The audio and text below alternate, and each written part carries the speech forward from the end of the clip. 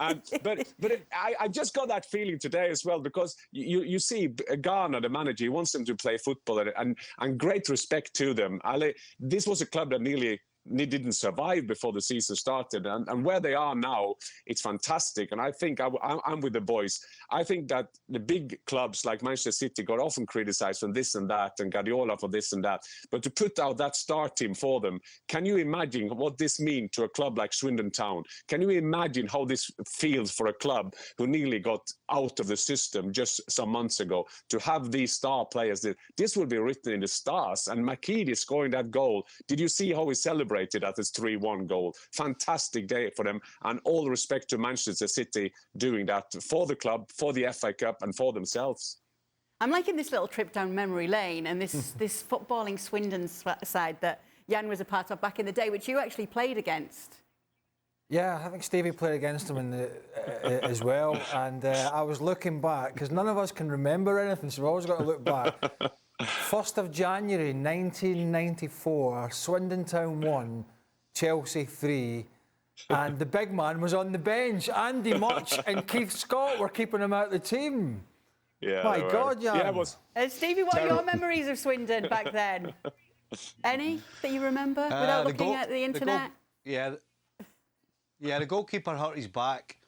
He had to bend down and pick the ball out of the net that many times. At the end of the game, he was like, he had to go on. He had to get Yeah. I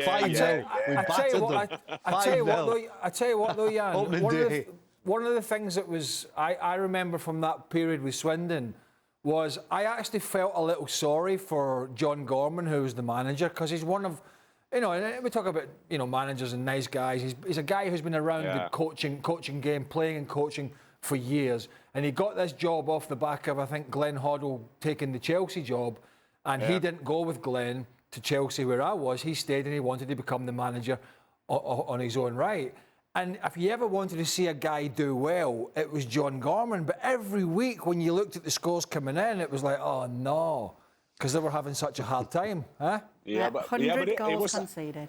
100, yeah, it was like this every time if we conceded 3, John Gorman would say, well, we could have scored 4, and we did some great passing. And as you were saying, fantastic man. And then he signed another striker. So at the end of the season, we had like 6-7 strikers. But it was an unbelievable year. And if we played destructive, if we had played a bad football, we would have gone down anyway. So I love the way we played football, and now it's a part of the history. At least try to go. And none of it your fault anyway, Jan, in your position. 100 goals conceded, you don't need to worry about that. A lot more FA Cup games coming up this weekend on ESPN+.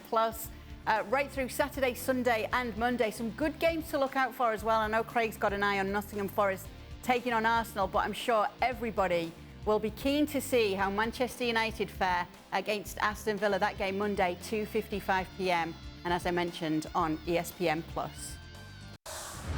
Well, thank you very much for watching ESPN on YouTube. For more sports highlights and analysis, be sure to download the ESPN app. And for live streaming, premium content, and let's not forget as well, ESPN FC 7 days a week. Subscribe to ESPN+.